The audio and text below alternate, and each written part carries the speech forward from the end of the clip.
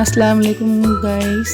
तो आइए देखते हैं स्टैंडर्ड 3 के बच्चों से नज़म रस की खीर।